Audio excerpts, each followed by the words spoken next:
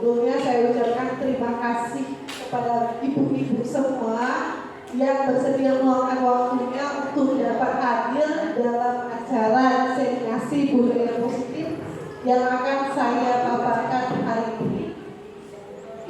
Sebelum kita mulai memaparkan, ada baiknya kita membaca basmalah. Bismillahirrahmanirrahim. Di sini saya akan memaparkan aksi nyata saya tentang budaya positif. Sebelum memulai, mungkin kita pakai sedikit dulu. Tepuk pagi 1 kali, tepuk siang 2 kali, tepuk sore 3 kali, tepuk malam tidak ada tepukan. Oke, kita mulai. Tepuk pagi, tepuk siang, tepuk sore, tepuk malam, tepuk siang, tepuk malam. Ternyata Ibu Mulki dan Ibu Mary kurang konsentrasi. Ya, mungkin karena terpesona melihat foto di depan ini ya. Nah, perkenalkan ibu-ibu yang cantik. Di depan ini ada 3 foto.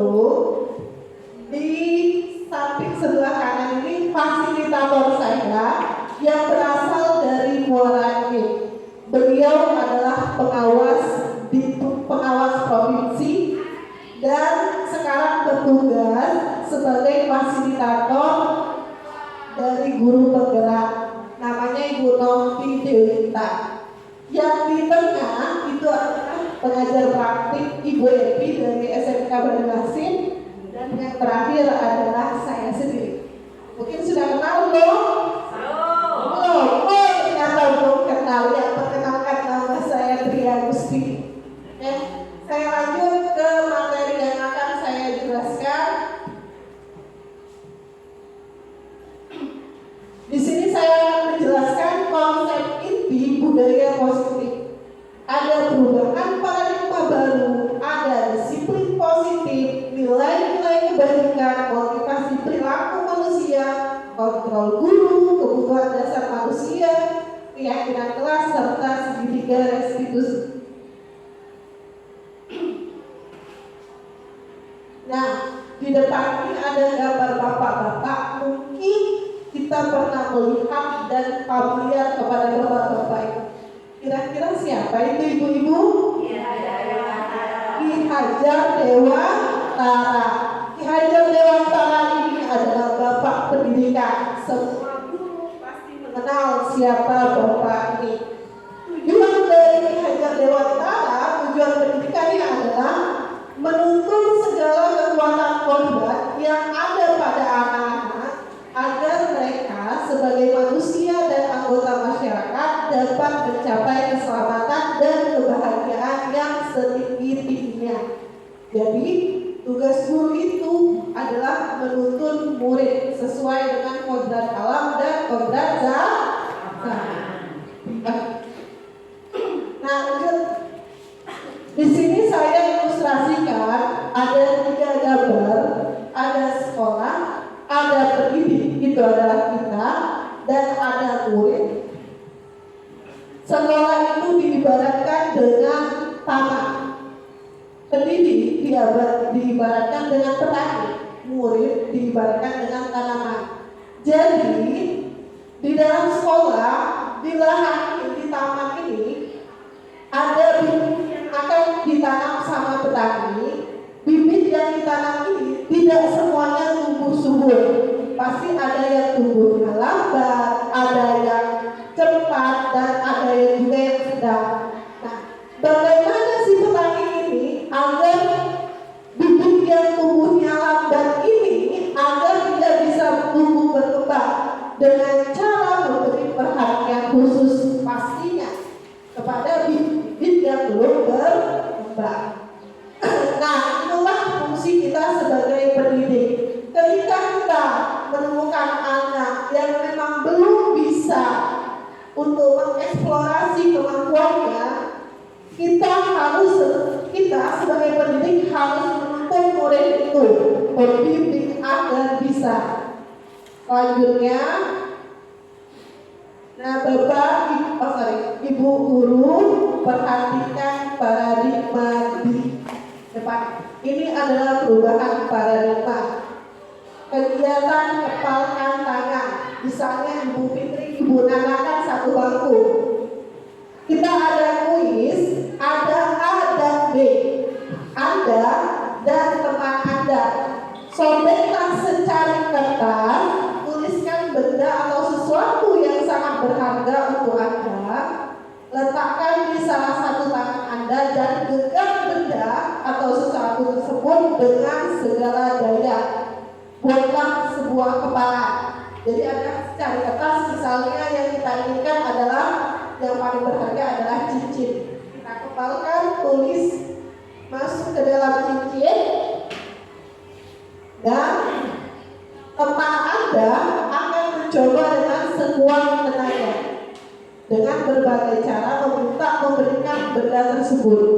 Bila B bisa membujuk, mengancam, menghakimi, merayu, menyuap apa saja agar dapat membuka kepala tangan, apa yang terjadi?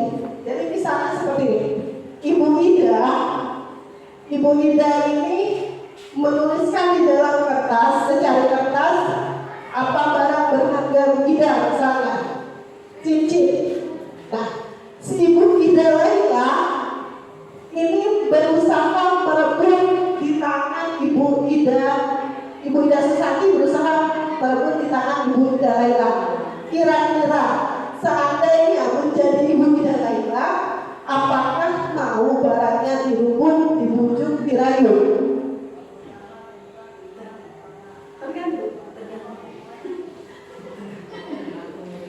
Tergantung dari apanya, Bu Ida? Rayuan. Tergantung dari rayuannya. Jika rayuannya dapat mobil, kira-kira? Oh, saya beri oke.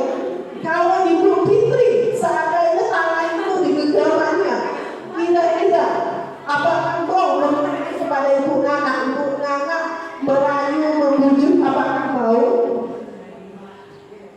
Memberikan barang berharga yang sudah di genggaman Ibu Fitri? Tidak mau. Apa alasannya, Bu? Oh, karena barang berharga. Oke, kita kasih tepuk tangan kepada Ibu Ida Laila dan Ibu Fitri. Kalau Ibu Fauzia, kita dengar pendapat Ibu Fauzia. Tidak saya kasih. Alasannya kenapa, Bu? Rahasia. Oke, betul.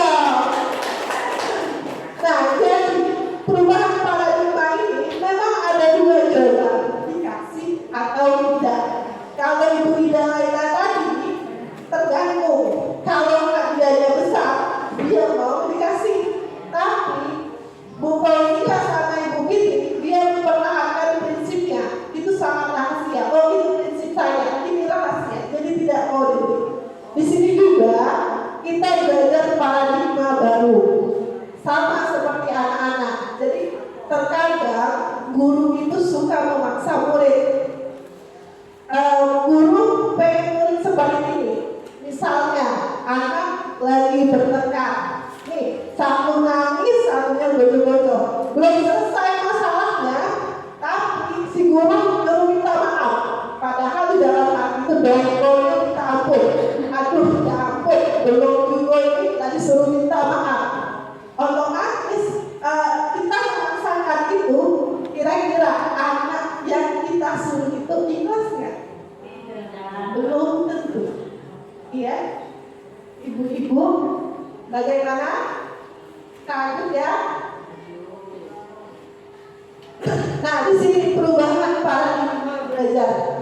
Dalam membangun budaya positif, sekolah dapat menyediakan lingkungan yang positif, aman dan nyaman agar siswa mampu berpikir, bertindak dan mencipta dengan merdeka, mandiri dan bertanggung jawab. Disiplin sangat berkaitan dengan kontrol terhadap siswa.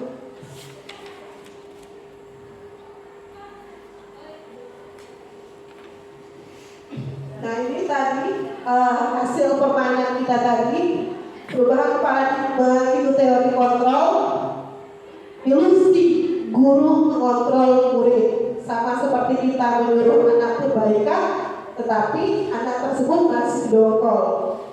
jadi belum tentu. Ilusi bahwa kritik dan membuat merasa bersalah dapat menguatkan karakter. Ilusi bahwa semua penguatan efektif dan bermanfaat. Jadi seperti ini Bapak Ibu, saya punya anak, kerjaan tugas itu ribut. Jadi saya bilang, saya kritik, nah tolong jangan ribut. Dia mendengarkan tapi masih ribut. Coba seandainya kita kontrol diri kita untuk bilang, nah tolong suaranya dikecilkan sampai tidak terdengar. Mungkin bahasa yang kita sampaikan itu lebih bermanfaat. Ilusi bahwa orang dewasa memiliki hak untuk memaksa. Jadi kita belum tentu, sama seperti Bu Fauzia sama Ibu Fitri. Tadi ketika dia menjadi murid, dia mau dipaksa, dia mau dibujuk dengan dikasih uang, dikasih apa, tidak mau memberi karena mereka mempertahankan prinsip dan rahasia. Selanjutnya, apa makna disiplin? Disiplin itu pada dasarnya artinya belajar. Jadi kita sama-sama belajar. Disiplin itu membuat orang menggali potensi sebuah hubungan yang akan dia hargai. Namun dalam budaya kita, makna disiplin telah berubah menjadi sesuatu yang dilakukan seseorang pada orang lain untuk mendapatkan kepatuhan. Kecenderungan umum adalah menghubungkan kata disiplin dengan ketidaknyamanan, bukan dengan apa yang kita hargai atau pencapaian suatu tujuan mulia. Maksud ketidaknyamanan ini seperti ini. Seandainya kita ke bank, sekarang bukan COVID lagi ya, tapi di bank itu membuat program seandainya masuk bank kita harus memakai masker. Ya disiplin mereka menyuruh kita memakai masker, tapi dari diri kita, loh ini kan nggak COVID lagi, nggak nyaman untuk kita. Nah mungkin seperti itu yang ditimbulkan dengan ketidaknyamanan.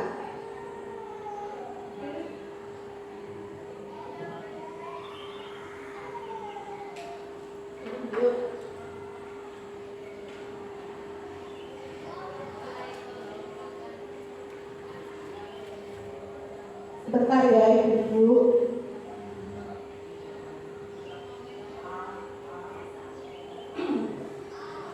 Berubah paradigma dengan stimulus respon. Siapa sesungguhnya yang kontrol diri kita?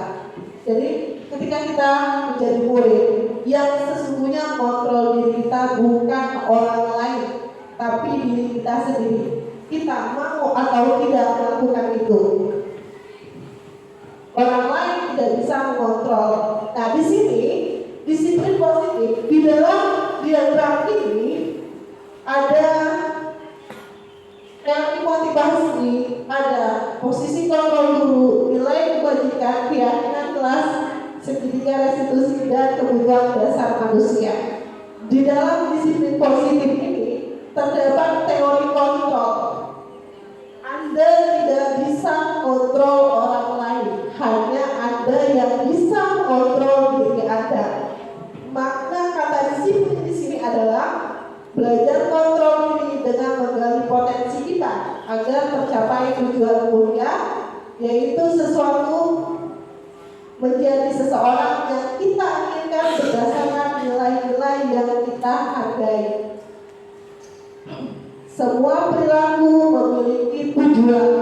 Jadi seandainya siswa kita melakukan keburukan,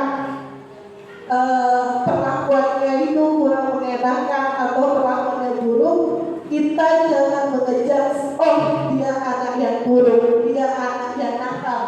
Tapi kita lihat apa dia teori motivasinya, tergantung apakah dia karena menghindari hukuman, apakah dia mendapatkan imbalan, apakah dia untuk menghargai dirinya sendiri. Seperti contoh, ada anak pagi-pagi datang ke sekolah, pagi datang ke sekolah, si A datang ke sekolah. Coba silakan tanya, apakah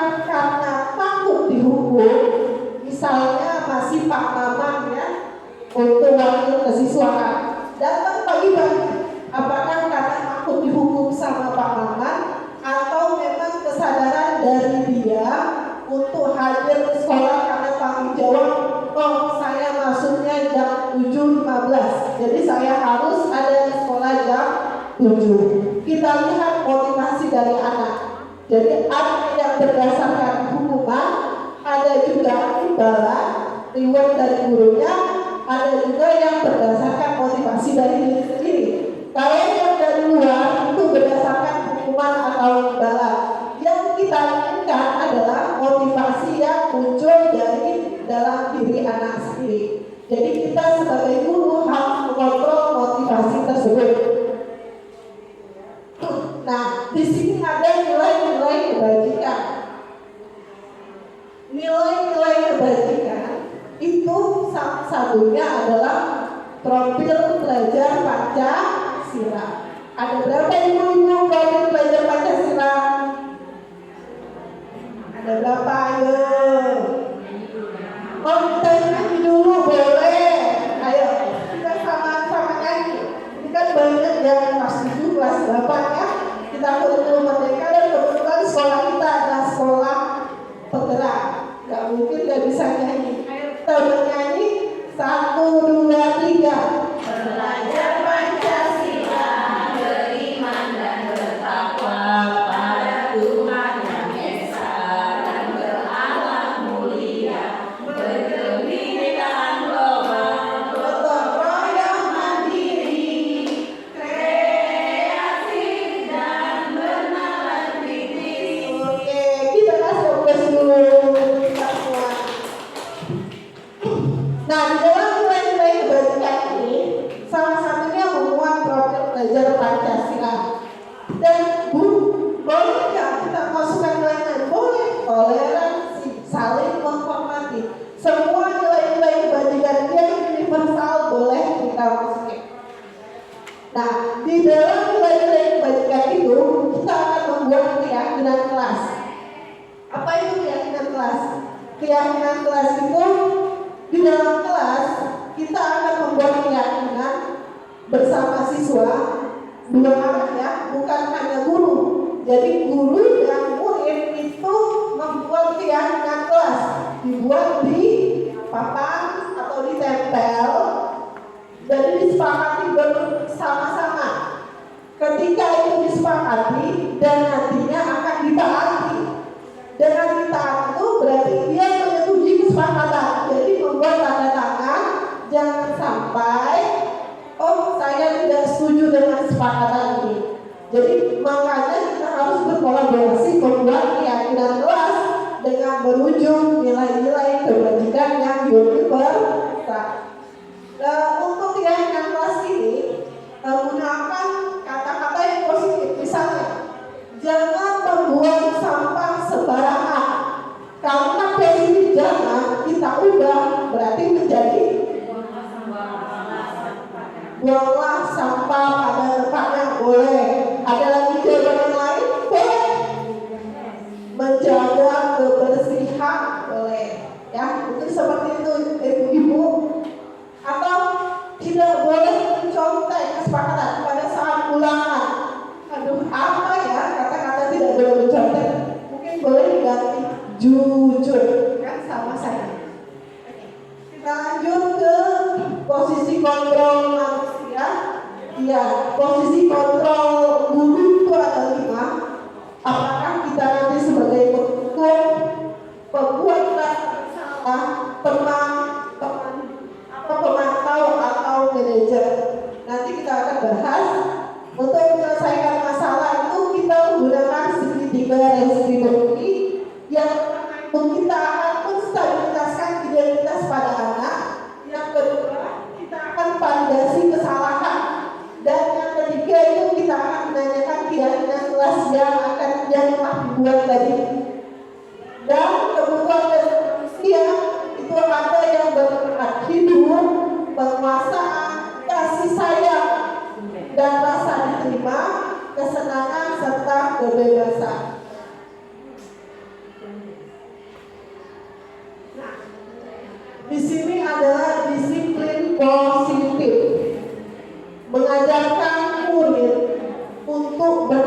jawab dan menumbuhkan kesadaran diri berdasarkan nilai-nilai kebajikan.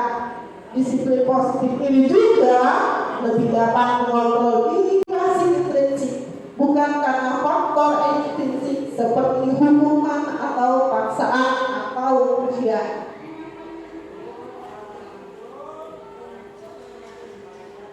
Nah, sekilas tadi sudah kita bahas, ibu-ibu semua, nilai-nilai kebajikan ini. Nilai-nilai kebajikan adalah sifat-sifat positif manusia yang merupakan tujuan mulia yang ingin dicapai setiap individu, yang bersifat universal, lintas bahasa, suku, bangsa, agama maupun latar belakang. Dengan mengaitkan nilai kebajikan yang diyakini seseorang, maka motivasi yang dari dalam akan terbangun, sehingga menggerakkan motivasi dari dalam untuk dapat mencapai tujuan yang diinginkan.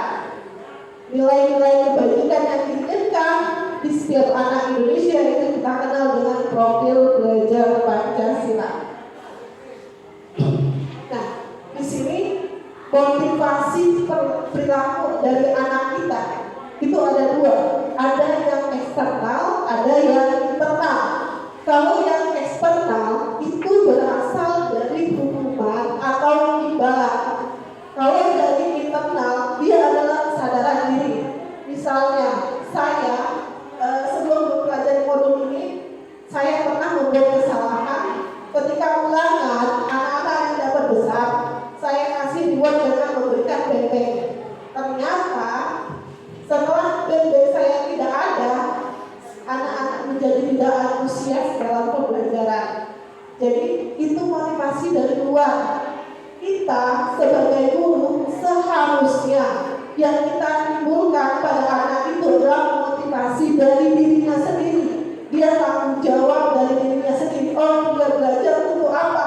Bukan karena dia belajar sama Putria itu untuk mendapatkan benteng. Terus terang, seandainya saya membawa benteng, membagi-bagikan itu nilai anak besar. Tapi ketika persediaan benteng saya sudah habis, mulai anak-anak nilainya makin kecil. Sama seperti menghindari ketidaknyamanan hukuman. Datang pagi-pagi ke sekolah, karena dia apa? Karena cuma menghindari hukuman. Coba ketika dia mendengar misalnya Pak Maman ini gak masuk karena sakit, dirawat di rumah sakit, ada anak, oh tenang saja, Pak Maman kan tidak masuk, jadi santai. Jadi motivasi eksternal ini menurut kita guru-guru, kalau bisa kita memunculkan motivasi internal saja, kesadaran diri dari murid agar dapat meminimalisir motivasi eksternal. Paham ibu-ibu? Saya kasih ditanya. Inilah teori motivasi perilaku pada manusia, terutama pada murid kita. Kalau dengan motivasi eksternal imbalan, pertanyaannya adalah apa yang akan terjadi apabila saya tidak melakukannya? Itu kalau pada hukuman, paling dihukum, mungkin seperti itu. Yang kedua, apa yang akan saya dapatkan apabila saya melakukannya? Seandainya saya mendapat nilai besar, saya dapat reward dari Putria, dapat benteng. Tetapi kalau saya tidak melakukannya, tidak dapat reward. Tapi kalau seandainya kesadaran diri itu muncul pada diri sendiri, saya akan menjadi apa? Yang seperti apa bila saya melakukannya? Jadi keinginan dari dirinya sendiri untuk menjadi orang yang lebih baik. Inilah dari motivasi perilaku. Jadi ibu-ibu kalau bisa kita akan menimbulkan motivasi internal pada dirimu murid. Nah, di sini kita akan mengisi bersama. Ini tindakan yang sering kita lakukan. Pertanyaan pertama, mencatat 100 kali di dalam buku kalimat, saya tidak akan terlambat lagi Jawabannya kita pilih hukuman atau konsekuensi. Hukuman atau konsekuensi. Mencatat 100 kali dalam buku dengan kalimat saya tidak akan terlambat lagi. Hukuman. Oke. Lari mengelilingi lapangan basket 2 kali karena terlambat hadir di sekolah. Kira-kira hukuman atau konsekuensi? Hukuman. Lanjut. Ucap ya. Dari diminta untuk push up 15 kali karena tidak menggunakan masker ke sekolah. Hukuman atau konsekuensi? Hukuman. Kita lanjut. Menggantikan kertas tugas teman yang telah dicoret-coret. Hukuman atau konsekuensi? Konsekuensi. Membersihkan tumpahan air di meja tulis karena tersenggol pada saat belajar. Konsekuensi. Oke. Murid disuruh untuk mengenakan sepatu seharian di sekolah karena tidak mengenakan sepatu hitam. Apakah itu hukuman? Hukuman atau konsekuensi? Hukuman. Selanjutnya terakhir, lari mengelilingi lapangan basket 2 kali karena terlambat 10 menit untuk mata pelajaran PJOK. Hukuman atau konsekuensi? Konsekuensi. Ya, konsekuensi itu ada sebab, ada akibat.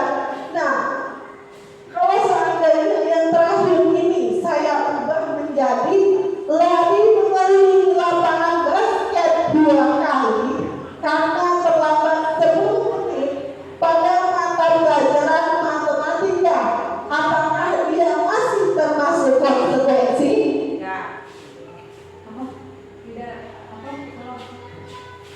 Pertanyaan terakhir itu lari lapangan basket 2 kali karena terlambat mata pelajaran matematika. Apakah itu masih termasuk konsekuensi, Bu ya? Tidak. Apa alasannya, Bu? Karena itu bukan pelajaran matematika lagi. Oke, good job ya. Terima kasih Bu ya, Bu Novi jawabannya. Betul sekali. Dia bukan merupakan konsekuensi. Karena apa? Karena dia tidak ada kaitannya dengan, kalau lari tidak ada kaitannya dengan mata pelajaran matematika. Oke, kita cek jawaban kita yang itu semua. Oke, benar semua jawaban kita tadi? Benar. Alhamdulillah. Memang terbaik untuk SMP ini. Oke, selanjutnya. Nah, di sini merdeka. Apa sih arti merdeka menurut Hajar Dewantara ini? Merdeka itu artinya tidak terlepas dari perintah, akan tetapi juga cakap buat memerintah diri sendiri. Sama seperti motivasi intrinsik tadi ya. Disinilah perbedaan hukuman dan konsekuensinya. Jadi kalau hukuman, sesuatu yang menyakitkan itu harus terjadi. Jadi ketika anak dihukum, itu mereka tidak tahu apa yang akan dihukum, tapi memang harus terjadi. Tapi kalau konsekuensi sesuatu itu harus terjadi. Seandainya dia tidak melakukan, itu sudah pasti terjadi. Itu bedanya. Hukuman itu dapat membuat anak sakit, mau sakit hati untuk jangka waktu yang lama. Tidak menutup kemungkinan ibu-ibu semua, kita di sini dengan keras mukul anak, marahin anak. Ketika dia sudah tamat di sini, tidak menutup kemungkinan luka yang kita torehkan itu masih membekas kepada anak kita. Jadi kalau bisa untuk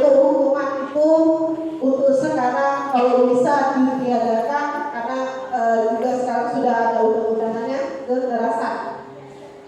Bentuk konsekuensi ini membuat anak merasa tidak nyaman, tapi dalam jangka waktu yang pendek.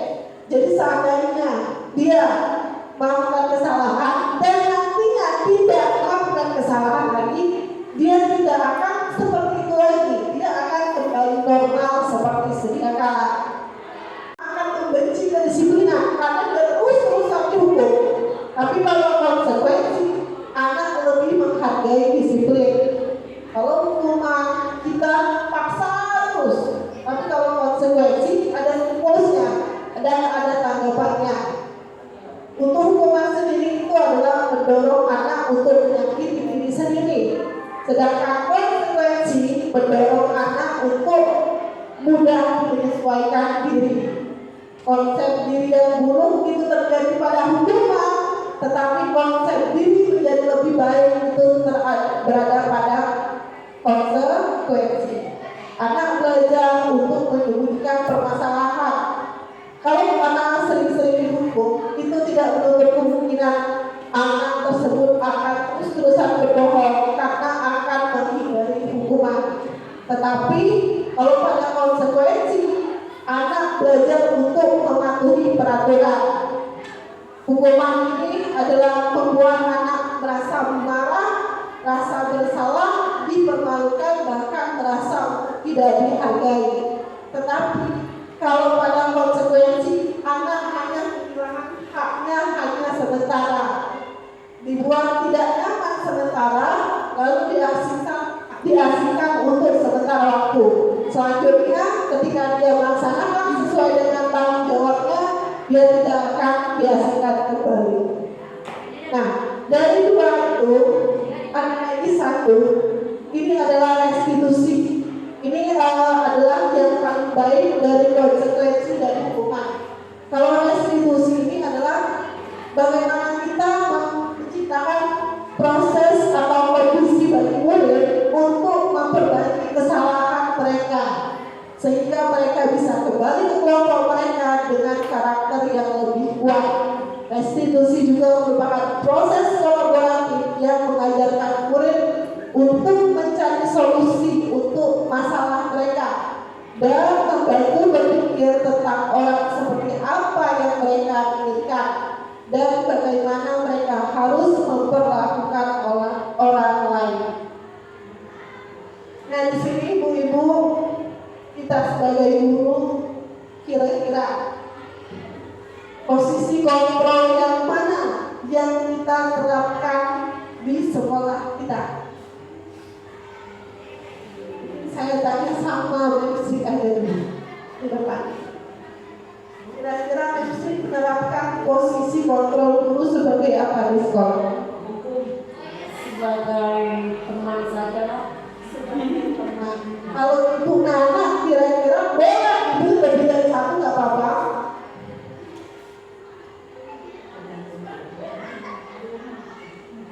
Posisi kontrol yang ibu Nana laksanakan di sekolah apa? Sebagai teman. Kalau ibu Ida Susanti membuat merasa bersalah. Pakar kita ibu Ida Laila. Saya manajer. Wah, ibu Ida Laila manajer. Kalau ibu Ida Susanti Konsisten. teman. Oke, ibu Upi teman. Oh, banyak posisi teman. Kalau ibu Mary teman. Kayaknya sama suaranya. Jadi kalau dia ada anak poli dari posisinya teman semua. Oke, kita lihat. Nah, di sini 5 posisi kontrol, ada sebagai teman, ada yang sebagai penghukum, ada yang sebagai pemantau, ada yang membuat rasa bersalah, dan ada yang manajer. Kalau saya ini kadang sebagai pemantau, kadang juga sebagai teman, tapi tidak menutup kemungkinan saya juga sebagai penghukum. Nah, tergantung keadaan dan kejadian dihadapi. Nah, di sini kalau pada identitas gagal, ibu-ibu semua, sebagai penghukum dan pembuat rasa bersalah, itu dianggap gagal kita sebagai ibu. Kenapa? Karena kalau penghukum, guru itu menghadir, menghukum, menyakiti, menyindir, dan akan melukai hati anak murid kita.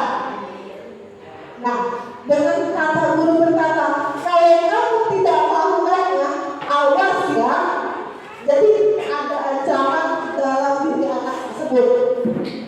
Nah, di sini murid biarkan saja murid berkata, nanti juga akan marah-marah lagi ibu-ibu. Kejadian yang sama, oh itu kan suka marah.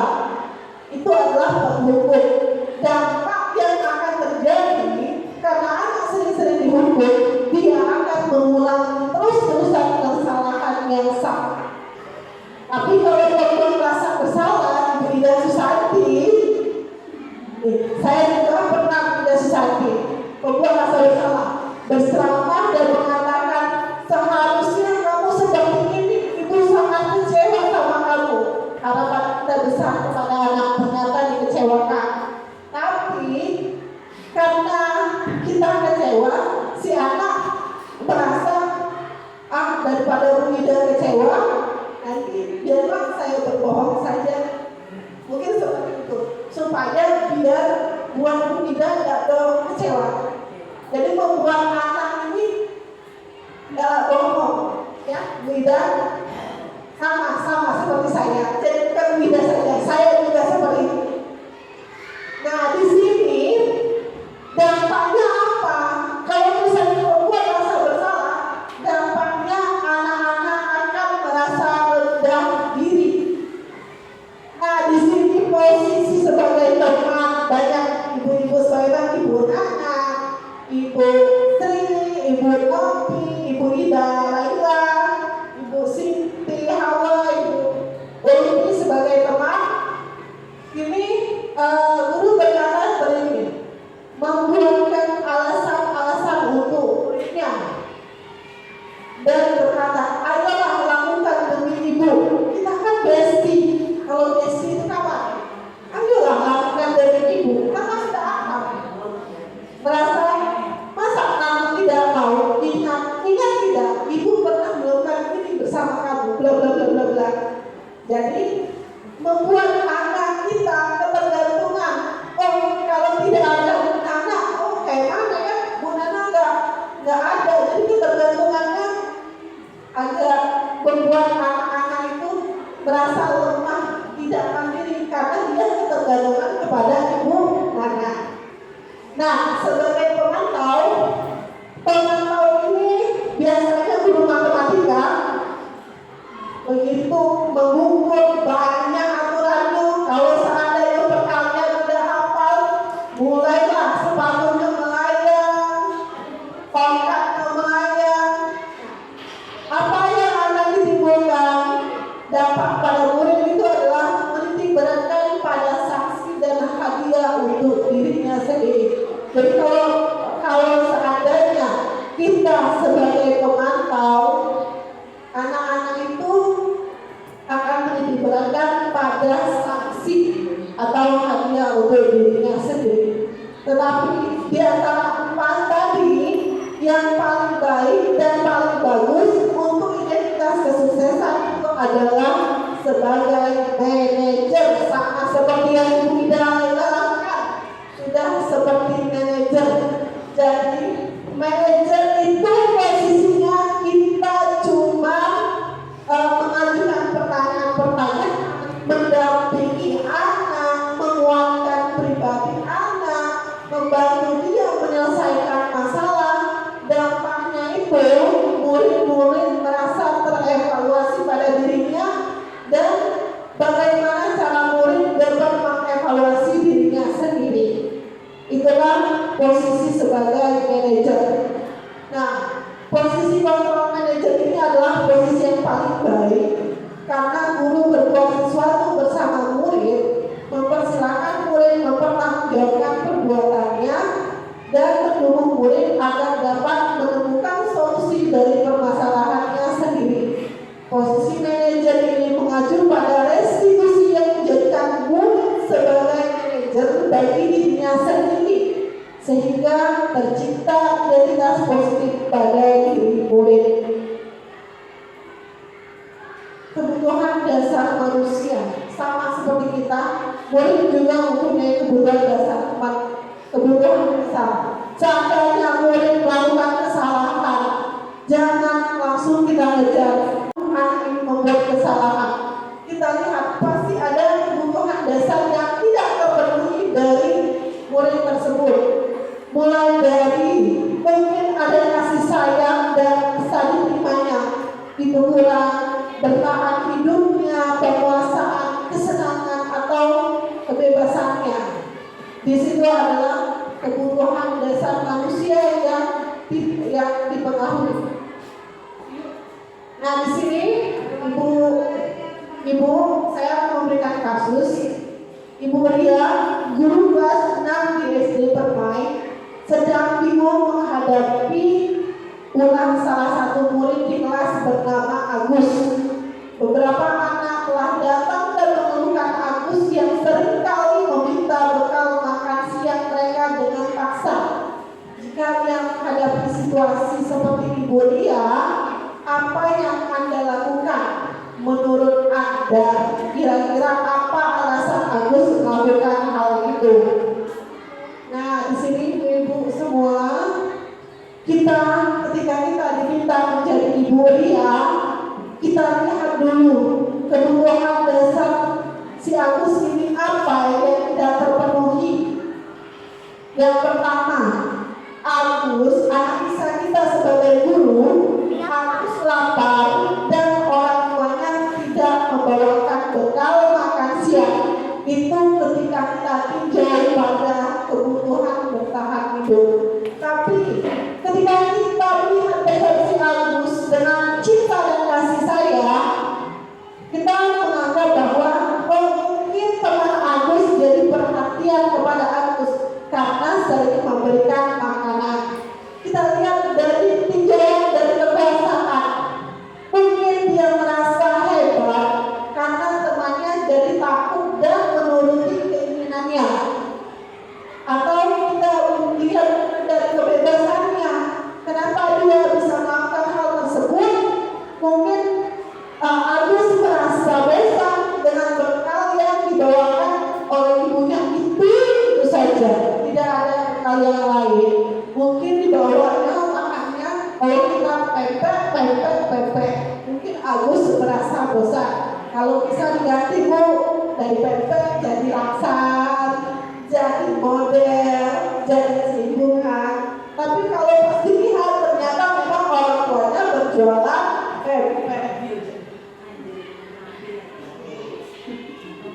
Nah, di sini adalah tentang kesenangan.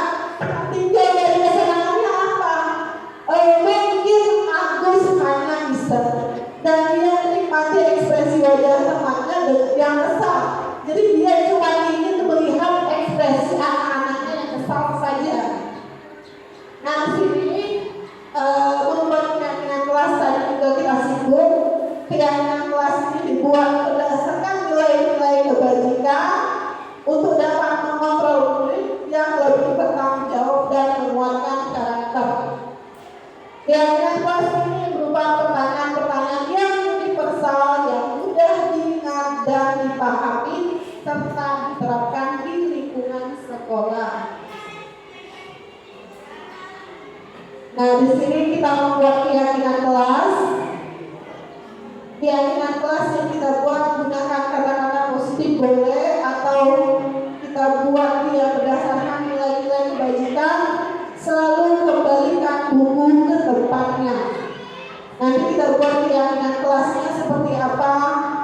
Dilarang mengganggu orang lain, hadir di sekolah 15 menit sebelum pembelajaran dimulai, dilarang melakukan kekerasan, dilarang menggunakan narkoba bergantian atau menunggu giliran, gunakan masker, jangan berlari keras atau koridor.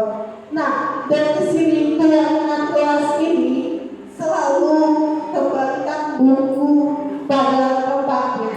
Berarti dia penuh tanggung jawab. dilarang mengganggu orang lain, berarti dia menghargai orang lain. Hadir di sekolah 15 menit sebelum pembelajaran, keyakinan kelasnya boleh kita buat dengan hadir tepat waktu. Dilarang melakukan kekerasan, berarti menjaga keamanan boleh.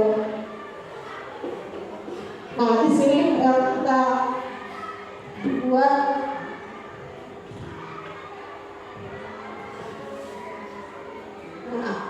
Ibu gunakan masker, itu adalah keyakinan kelas kesehatan. Jangan berlari di kelas atau hotel untuk keselamatan atau keamanan.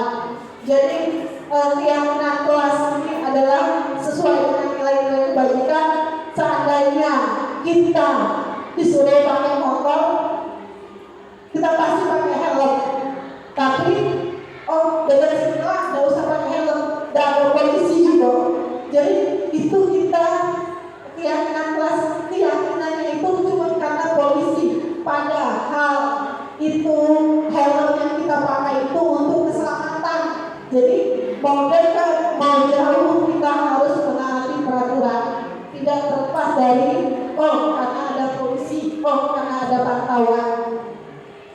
Nah, di sini adalah kita belajar tentang segitiga restitusi, cara menyelesaikan masalah, dari motivasi. Karena yang kita timbulkan adalah motivasi intrinsik dari membuat keyakinan. Kita harus membuat keyakinan berdasarkan nilai-nilai kebajikan. Posisikan value yang kita lakukan, kita usahakan kita sebagai manajer, dan kita selesaikan dengan segitiga restitusi, di mana segitiga restitusi ini dapat membantu anak menyelesaikan masalah. Yang pertama, kita akan menstabilitaskan identitasnya, kita validasi kesalahannya, terus kita menanyakan keyakinan kelasnya. Misalnya ada anak datang terlambat, kita panggil anak tersebut, kita tanya, kenapa kamu datang terlambat? Iya Bu, saya datang terlambat. Apa alasan kamu? Saya tertidur Bu, karena saya berganda. Seandainya ibu jadi kamu, kita stabilkan dulu identitasnya. Seandainya ibu jadi kamu, tidurnya terlalu larut malam, ibu pun akan melakukan hal yang sama. Bikin dia stabil dulu. Lalu kita tanyakan, apakah terlambat itu sebuah kesalahan? Dia pasti jawab, iya Bu, ini adalah sebuah kesalahan. Di situ kita bertindak sebagai validasi kesalahan. Nah, dari kita validasi itu baru kita tanyakan, apa keyakinan kelas yang dilanggar? Disiplin Bu. Nah, bagaimana caranya anak kamu datang kepadaku? Dia akan menjawab kembali, saya tidak akan bergadang lagi Bu, saya akan tidur lebih awal. Di situ kita sebagai posisi manajer, kita hanya menggali informasi, menanyakan kepada anak-anak, biar anak sendiri yang dapat menyelesaikan masalahnya. Oke?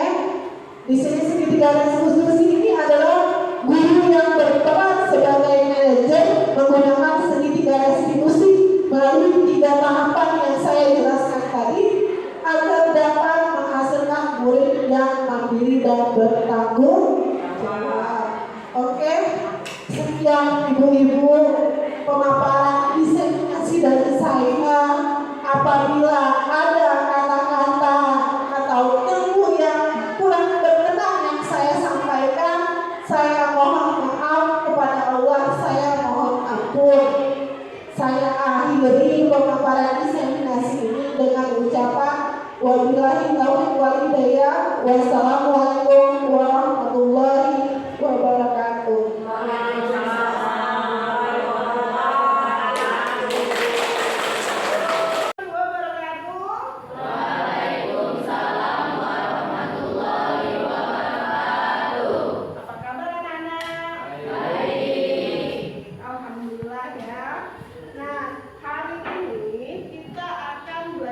Tentang budaya positif. Kira-kira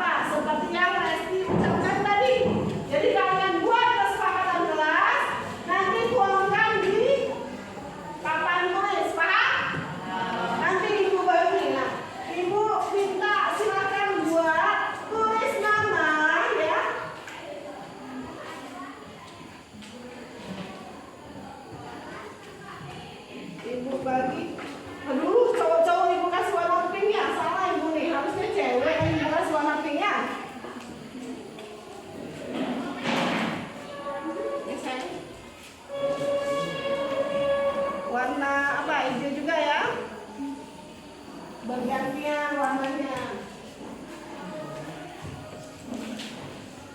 Silakan tulis nama, silakan kita buat kesepakatannya. Kira-kira apa kesepakatan kita?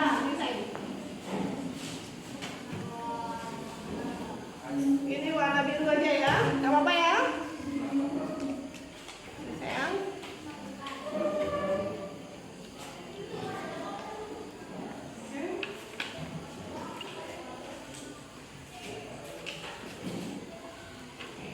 Nah, sekarang Ibu buat ke sini kesepakatan kelas, kesepakatan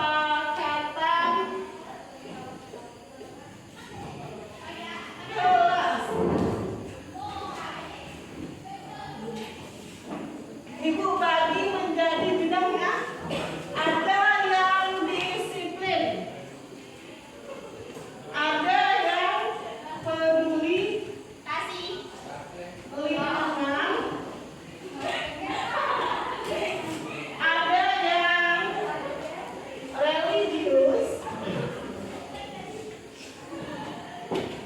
ada yang kekeluargaan.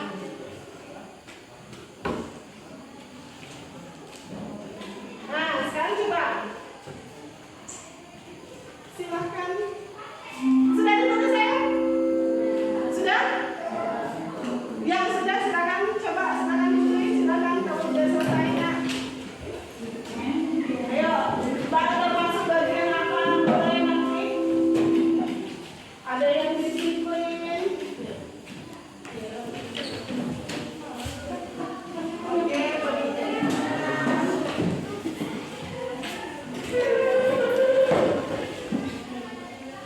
kekeluargaan.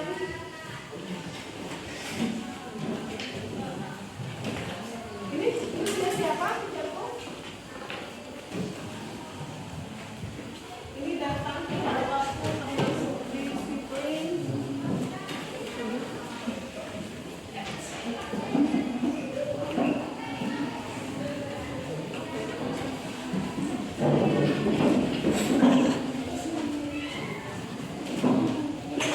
Sudah? Sudah semuanya ditulis? Sudah.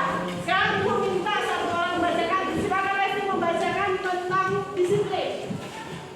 Ayo, bacakan tentang disiplin. Apa sih disiplin yang kalian sepakati? Ayo. Disiplin datang ke sekolah tepat waktu, disiplin berpakaian lengkap, disiplin datang ke sekolah tepat waktu dan Kalau betul apa?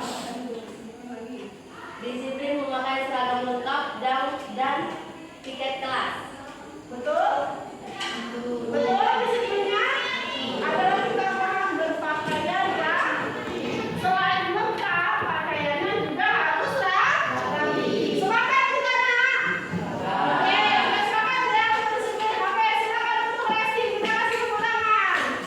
Coba Rafa, maju, baca peduli lingkungan.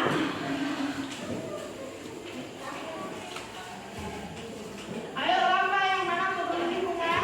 Di kelas bersama teman-teman membuang sampah pada tempatnya, membersihkan sampah di kelas, ke kelas membersihkan lingkungan, menjaga kelas biar tetap bersih, menyiram tanaman, menjaga kebersihan lingkungan kelas. Betul? Sepakat kita? Kita sepakat, boleh?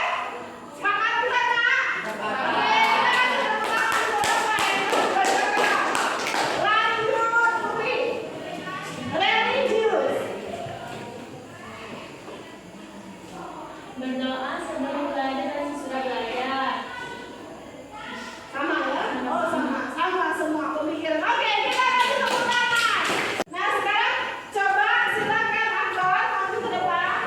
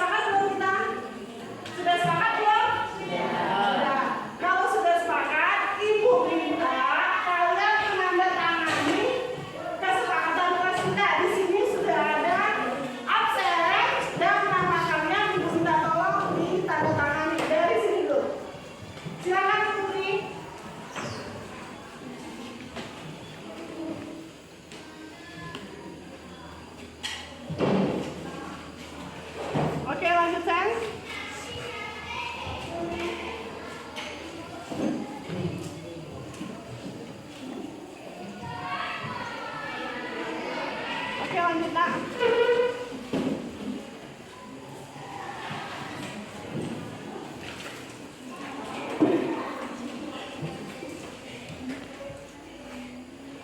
Oke, lanjut sayang. Silakan tanda tangan.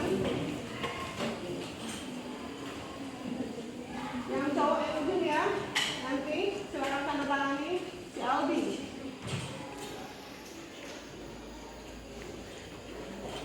Si Adil. Ayo Adil.